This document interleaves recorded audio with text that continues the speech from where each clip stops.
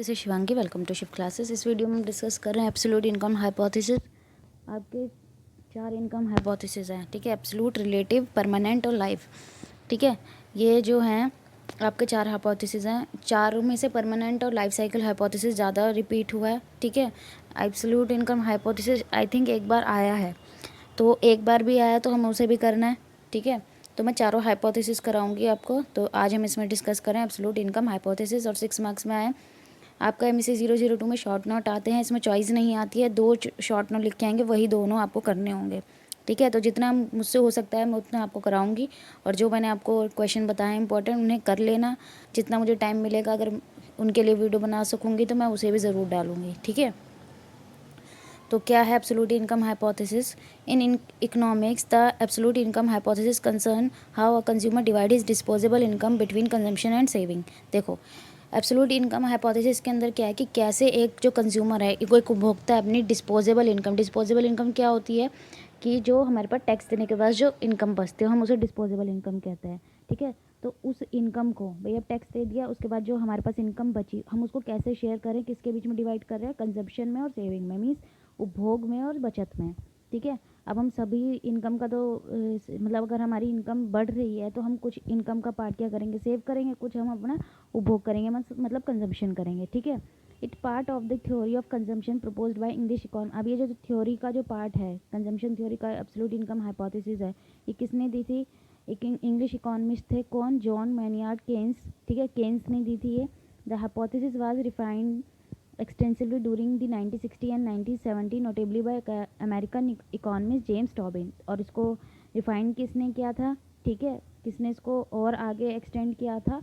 American economist थे, कौन? James Tobin, ठीक है। तो 2 नाम हैं, आपको दोनों इकोनॉमिस्ट के नाम लिखने हैं, ठीक है। जो जैसे जैसे मैंने लिखा हुआ है आपको वैसे ही करना है और हाईलाइट करना है, जैसे मैंने इसमें हाईलाइट किया हुआ है आपको ब्लैक पेन से हाईलाइट करना है, ठीक है। जैसे मैंने इकोनॉमिक्स किससे लिखा हुआ है, मतलब जैसे कलर से हाईलाइट कर रखा है, आपको ब्लैक पेन से लिखना है इसे, ठीक है। Keynes general theory 1936 identify the relationship between income and consumption as a key macro economic relationship. तो 1936 में जो केन्स की जनरल थ्योरी थी, ठीक है, उसने क्या आइडेंटिफाई किया गया? रिलेशनशिप किसके बीच में? इनकम और कंजम्पशन बीच में, आय और उपभोग के बीच में, ठीक है। Keynes asserted that real consumption is a function of real disposable income. तो केन्स ने क्या बोला कि जो रियल कंजम्पशन है, ठीक है, वो किसका फंक्शन है, किस पर डिपेंड करता है? जो हमारे पास रियल डिस्पोजेबल इनकम है, कि भाई जो हमारा कंजम्पशन है वो किस पे डिपेंड करता है? जो हमारी डिस्पोजेबल इनकम है, मतलब जो टैक्स देने के बाद हमारे पास इनकम बच गई है। आगे लिखा है which is total income net of taxes.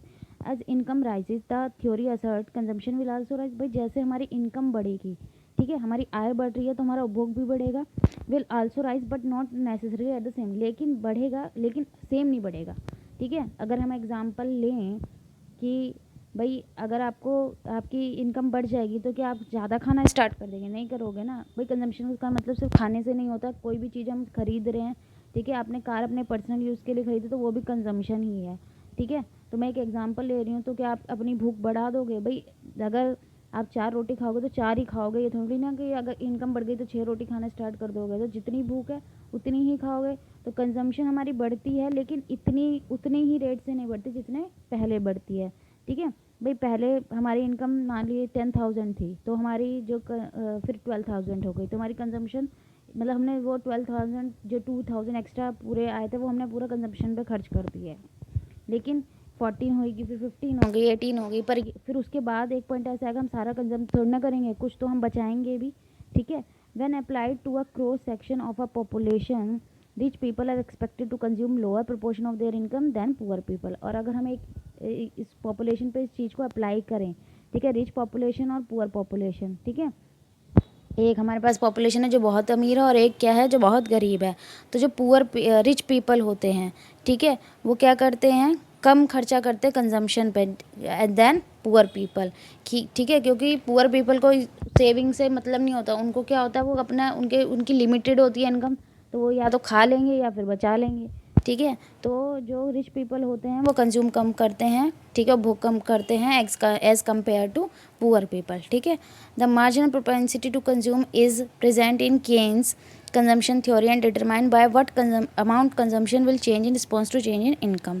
तो भाई MPC प्रेजेंट होता है केन्स में, ठीक है। एमपीसी क्या होता है कि भाई इनकम में चेंज होने की वजह से हमारे कंजम्पशन में कितना चेंज आ रहा है, ठीक है। तो मार्जिनल प्रोपेंसिटी टू कंज्यूम को क्या बोलते हैं, सीमांत उपभोग प्रवृत्ति, ठीक है। 12th में ही आपने पढ़ा होगा। While this theory has success modeling consumption in the short term, अब जो ये मॉडल है, ठीक है, कंजम्पशन थ्योरी का, ये शॉर्ट टर्म में तो सक्सेस हुआ लेकिन लॉन्ग टाइम के लिए सक्सेसफुल नहीं हुआ। This had lead to the absolute income hypothesis following out of favour of the consumption mode of choice for economy. तो ये जो हाइपोथेसिस है ये फेल हो गया, ठीक है, किसमें, इकोनॉमिस्ट इसको चॉइस करने में ये फेल हो गया क्योंकि ये शॉर्ट टर्म के लिए तो अच्छा है लेकिन लॉन्ग टर्म के लिए अच्छा नहीं है। दिस इज़ योर मॉडल, ठीक है।